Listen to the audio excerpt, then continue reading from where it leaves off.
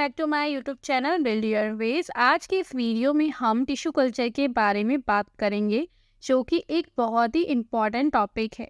एक नई variety produce करने के लिए ये काफ़ी यूज़फुल टेक्निक है और इस वजह से इसके कई सारे क्वेश्चंस जो लगातार पूछे भी जाते हैं, चाहे वो आपका नीट एग्ज़ाम हो या फिर एम्स का। ये बहुत ही ज़्यादा इम्पॉर्टेंट टॉपिक है। ये बहुत छोटा सा टॉपिक है, लेकिन इससे रिलेटेड क्वेश्चंस आपको एग्जाम में देखने को इजीली मिल जाते हैं, तो प्लीज़ इस टॉपिक को ज़रूर पढ़ें। चलिए स्टार्ट करते हैं। सबसे पहले बात करते हैं हिस्ट्री की। टिश्यू कल्चर की हिस्ट्री बहुत ज़्यादा इंटरेस्टिंग है। टिश्यू कल्चर की डेवलपमेंट से पहले प्लांट ग्रोथ और उसको ग्रो करने की जो कैपेबिलिटी होती है वो इतनी ज़्यादा ऑप्टिमाइज नहीं थी। टिश्यू कल्चर सिर्फ प्लांट की डेवलपमेंट ही अलाउ नहीं करता, बल्कि वो प्लांट की प्रोडक्टिविटी को इन्हेंस करता है और उन्हें अदर प्लांट और पेस्ट के इफेक्ट से भी प्रोटेक्ट करता है। ठीक है। इसकी शुरुआत 19वीं सेंचुरी में हुई, जब German botanist Julius von Sachs ने पहली बार इस टेक्निक का डेमोन्स्ट्रेशन किया। उनका एक्सपेरिमेंट था आर्टिफिशियल कल्चर ऑफ प्लांट्स में था। इसके बाद टिश्यू कल्चर में नए टेक्निक्स एंड इंस्ट्रूमेंट्स का डेवलपमेंट हुआ, जिससे इसका यूज़ और भी ज़्यादा सिस्टमैटिक एंड इफेक्टिव हो गया। आज टिश्यू कल्चर का यूज़ वेरियस फील्ड में किया जाता है, जैसे आपका एग्रीकल्चर हो गया, मेडिसिन हो गया, है ना, एक्सेट्रा। चले अब समझते हैं कि टिश्यू कल्चर आखिर होता क्या है। Understanding tissue culture.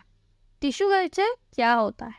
अगर आपसे कोई ये क्वेश्चन पूछता है तो आप उसका आंसर कुछ इस तरीके से दे सकते हो कि टिश्यू कल्चर एक ऐसा मेथड है जिसमें प्लांट सेल्स, टिश्यूज और ऑर्गन को एक आर्टिफिशियल मीडियम और अंडर कंट्रोल कंडीशंस में ग्रो एंड मेंटेन किया जाता है। ओके। ये प्लांट के प्रोपोगेशन और उनके desirable traits, genetic modification and disease free plant production को अलाउ करता है। बेसिकली इसके थ्रू हम ऐसे प्लांट्स बना सकते हैं जो प्लांट हमें चाहिए होता है, फिर चाहे वो उसकी ग्रोथ पे हो, उसकी ईल्ड पे हो, और उसमें जेनेटिक मॉडिफिकेशन ही क्यों ना करना हो। ओके। अब हम टिश्यू कल्चर के की कंपोनेंट की बात करें तो सबसे पहले हमें प्लांट का राइट मटेरियल चूज करना होगा, जैसे प्लांट की शूट टिप्स और नोडल सेगमेंट्स। ये बहुत ज़्यादा क्रूशियल है टिश्यू कल्चर के इनिशिएशन के लिए। सेकेंड स्टेप है स्टेरिलाइजेशन। हम सरफेस स्टेरिलाइजेशन टेक्निक को कंटामिनेंट्स को एलिमिनेट एंड असेप्टिक कंडीशन को मेंटेन करने के लिए यूज़ करते हैं। उसके बाद हमें चाहिए होगा कल्चर मीडियम। कल्चर मीडियम क्या होता है? जिसमें हम प्लांट को ग्रो करेंगे। कल्चर मीडियम में वो सारे essential nutrient, vitamin and growth regulators होते हैं जो प्लांट को आर्टिफिशियल मीडिया में ग्रो करने में बहुत ज़्यादा हेल्पफुल होता है। ओके। उसके बाद आता है इनॉकुलेशन। इनॉकुलेशन में स्टेरलाइज प्लांट मटेरियल को अंडर स्टेरलाइज कंडीशन में कल्चर मीडियम में ट्रांसफ़र किया जाता है। नेक्स्ट है ग्रोथ कंडीशन। प्लांट ग्रोथ के लिए कंट्रोल एनवायरमेंटल फैक्टर्स की ज़रूरत होती है, जिसमें आपका टेम्परेचर, लाइट, ह्यूमिडिटी, ये तीनों आते हैं, जो कि ऑप्टिमल ग्रोथ एंड डेवलपमेंट के लिए बहुत ज़्यादा नेसेसरी होते हैं। देन जब एक प्लांट आर्टिफिशियल मीडियम में ग्रो हो जाता है तो नेक्स्ट स्टेप है सब कल्चर। बेसिकली इस स्टेप में प्लांट टिश्यू को फ्रेश मीडियम में पीरियोडिकली ट्रांसफ़र किया जाता है, उसकी ओवर क्राउडिंग एंड ग्रोथ को मेंटेन करने के लिए। ओके। अब बात करते हैं टिश्यू कल्चर के एप्लीकेशन के बारे में। सबसे पहले है प्लांट प्रोपोगेशन। प्लांट का मल्टीप्लिकेशन कॉमर्शियल प्रोडक्शन के लिए किया जाता है।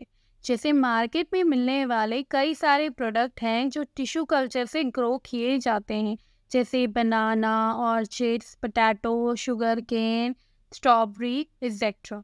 इन सब का कॉमर्शियल प्रोडक्शन टिश्यू कल्चर के थ्रू ही किया जाता है।